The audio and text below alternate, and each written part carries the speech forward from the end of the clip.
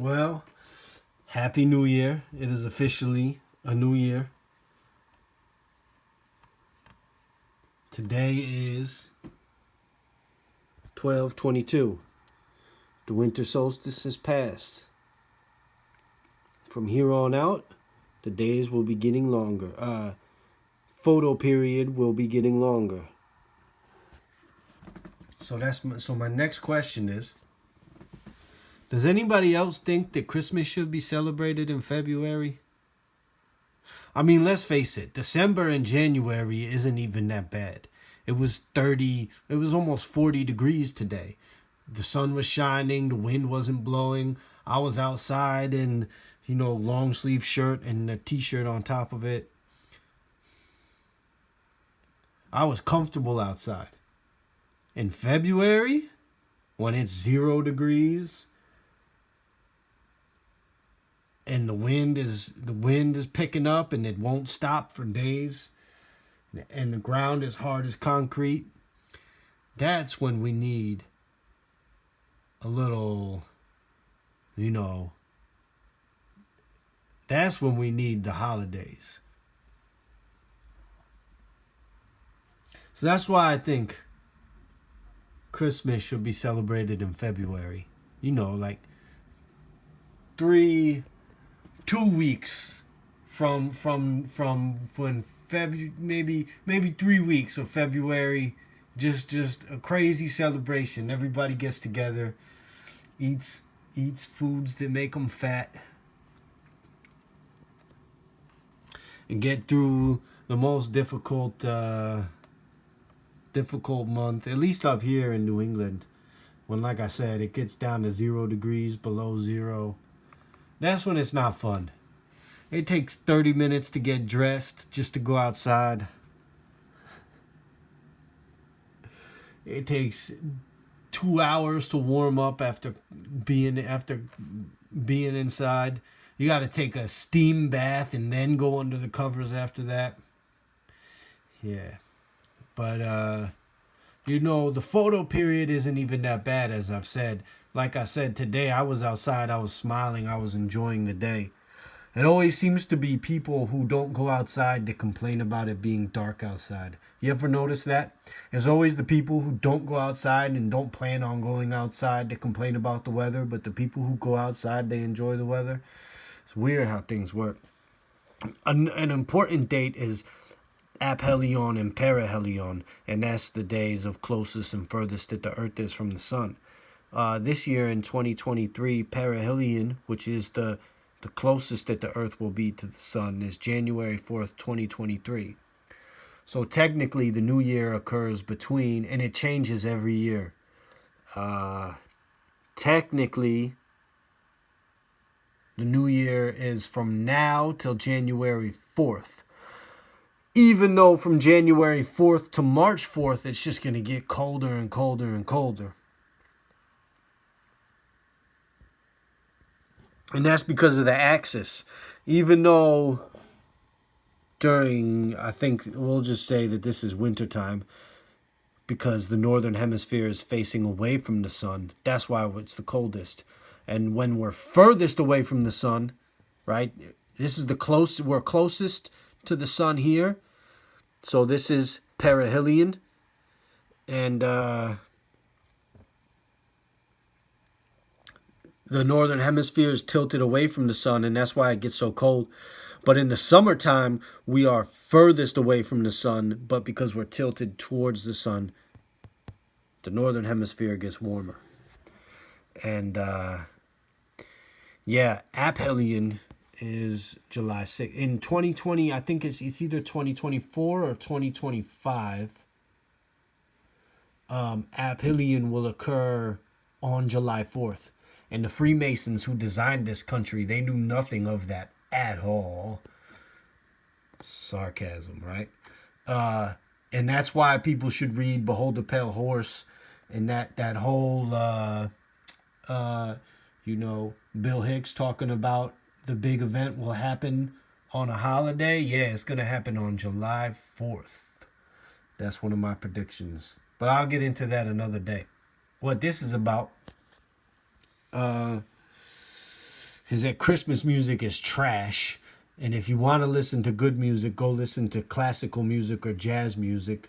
And just like the people who never go outside complain about it being dark outside earlier, it's the same thing. People who don't listen to good music, they love Christmas music. You ever notice that? Because Christmas music is trash. But this is how I'm going to be spending my holiday. Dry fasting. That's no food, no water.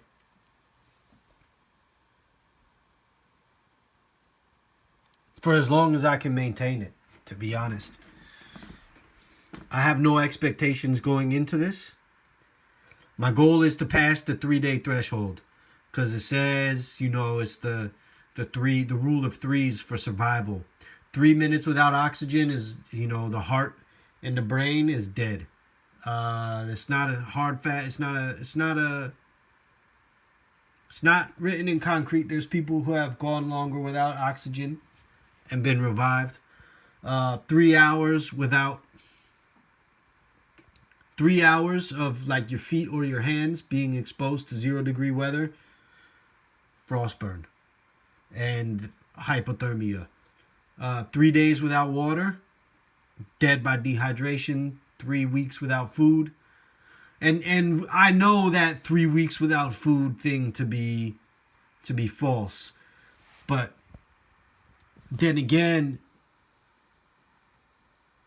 if you read this book, there are technical justifications behind the 3 weeks with no food. Water is still technically food. So I don't think anybody can dry fast. I think they say the record is 18 days, but I don't know if that's confirmed. So I can't fast forever. The goal is to pass the 3-day threshold. That's just for bragging rights, right? Not bragging rights, but whatever you want to call it. The ultimate goal is 5 days. That's when massive stem cell regeneration takes place in the body. That's when autophagy starts to kick in. That's when the removal of senescent cells starts to kick in. Because I've told everybody, and I've said this once before, on a cellular level, the shelf life of the human body is infinite.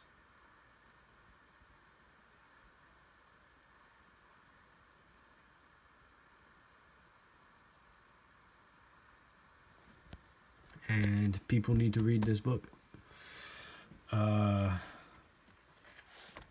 So yeah, 7 days, no food, no water. Some of the resources that I have for this. And I don't advise, please do not try this unless you do your homework. I have fasted for nine and a half days on just water. So unless you know what you're doing, unless you're, but there are resources. This one and this one. And I suggest people check this out if they're interested. My fast began at midnight, at 12 o'clock. Well, I got into the shower at midnight. I put a teaspoon of coconut oil in my mouth. I did some pulling for 10 minutes or so. Brushed my teeth afterwards. But I'm not drinking any water. That's my RODI water. That's just going to go to the plants. Right? The tea was finished before the shower. So 12 o'clock. No. Tomorrow I'll go to Home Depot or Walmart or something. I'll get a scale. I'll record my weight. I'll have some video updates. I will be urinating. I'm not doing it for fat loss, by the way. I'm not doing it for fat loss.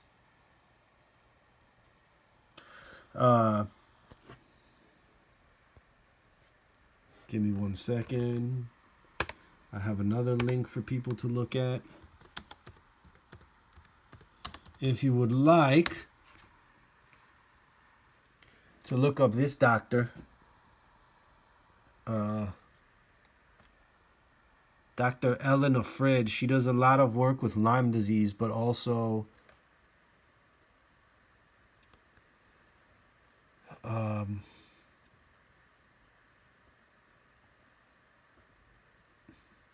we'll call them complex infections.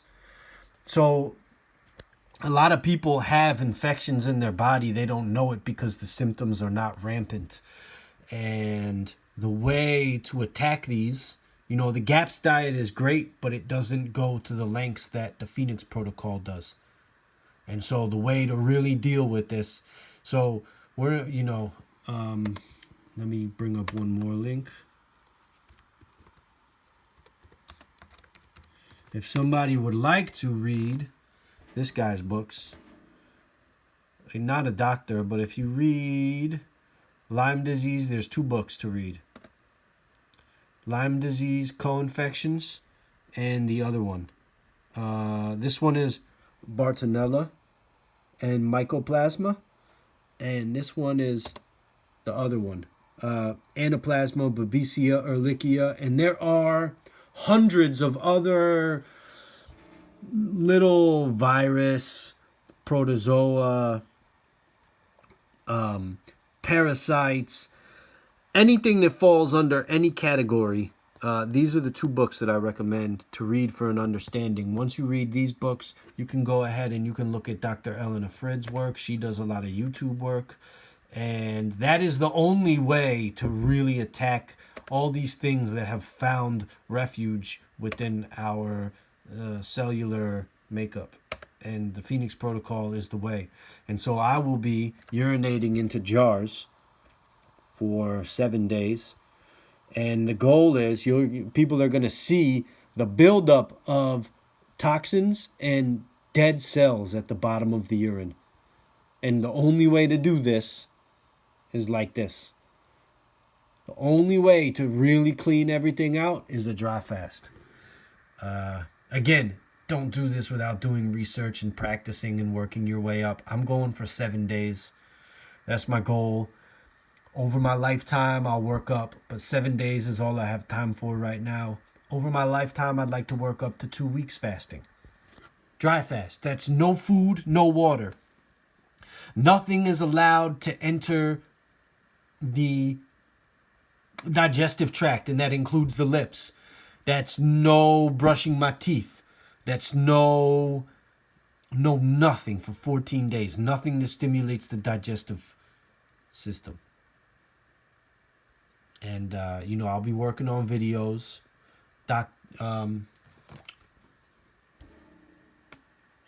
Dry fasting was...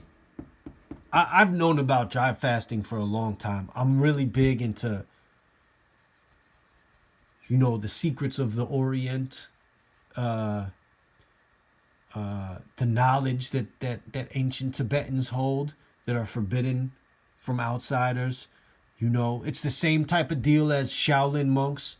The same reason the conspiracy theory, or the theory, I should say, that Bruce Lee was killed by the touch of death because he's giving away secrets to Westerners is called Dim Mak. D-I-M-M-A-K, the touch of death.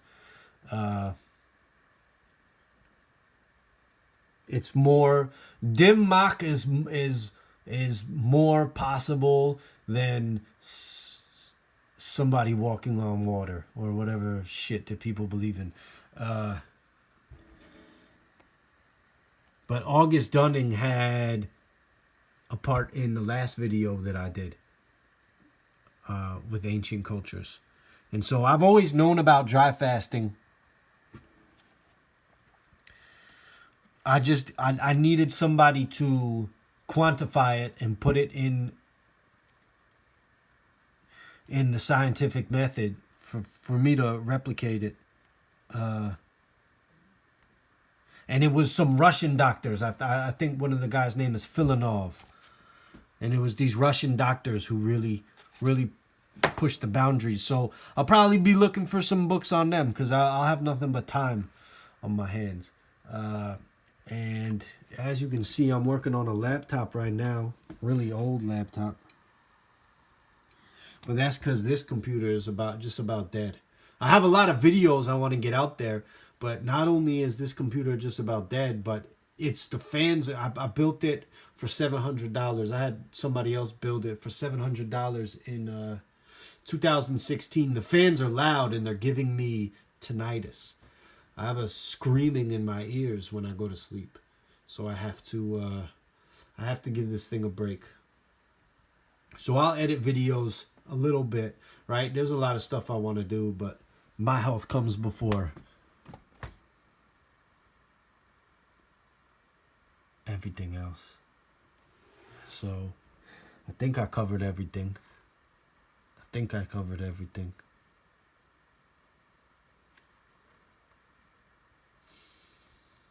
So yeah, a lot of this is just rambling unless people do the reading, right? I recommend that everybody reads these books. Buhner has a lot of good books to read. I've read most of them. Not all of them, but most of them. I might get around to it. But when you read this book right here, and this book, you don't even need to read this. What you should do is watch some Dr. Elena Frid videos. Okay? Let's go to YouTube.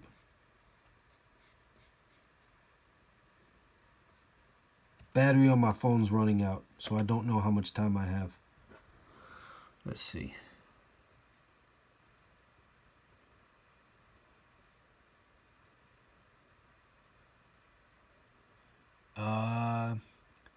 There are some videos, a lot of videos are only focused towards Lyme disease. But then she does other videos for the general health. I believe this one, the Better Health Guy. I think this is a good place to start. Don't quote me on it.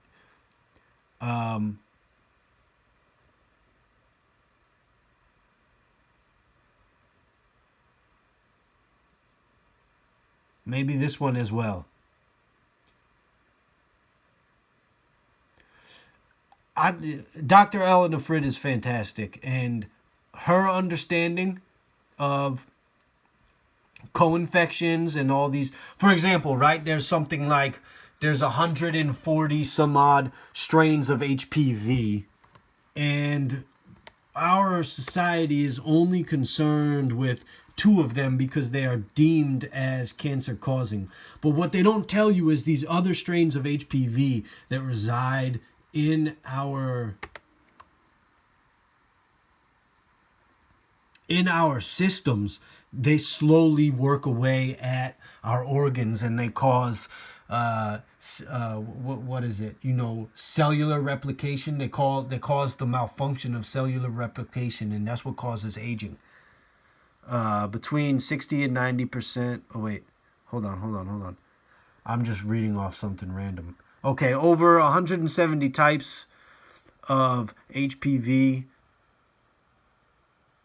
But there are strains of HPV that are literally just spread by shaking hands, right? And these are the non-cancer ones. These are the ones, the only ones that they're concerned with are these cancer ones, and then they vaccinate and they do Gardasil. But like my example is the ones that do not cause cancer, they kill you just more slowly. And the only way to deal with this stuff is through dry fasting. So do a little bit of research with Dr. Elena Frid. I know for sure I've listened to this one. I don't know if she's going to say what I want her to say. But Dr. Elena Frid is fantastic. And then after that, if you want to learn more, if you want the stuff in writing, just go here. And it's not just for people who have Lyme disease. This covers all the co-infections, and he even goes into the animal kingdom. And this is why I will never own cats, and I don't trust people who own cats. And that's why people should read the Lyme co-infection all of them. And if you like Buhner, which I do, if you're into plant and herbal medicine, you can just do anything. You can read all of them. If you don't have, let's say if you don't have Lyme disease or you've never had Lyme disease, chances are you do have these co-infections, right? That's the case with most people with Lyme disease. They have co-infections, and then as soon as the Lyme enters their body, it's like a general of bugs, and it organizes all the bugs and performs a coordinated attack on the host. So that's why Lyme. It starts with there. That's why you know who weaponized it. And yeah, the only way to deal with this is the Phoenix Protocol. So that's what I'll be doing for 7 days. I'll be updating it. I have no reason to cheat, lie, or fabricate because this ain't a church. I'm an Ubermunch. And thus spoke Zarathustra. God is dead.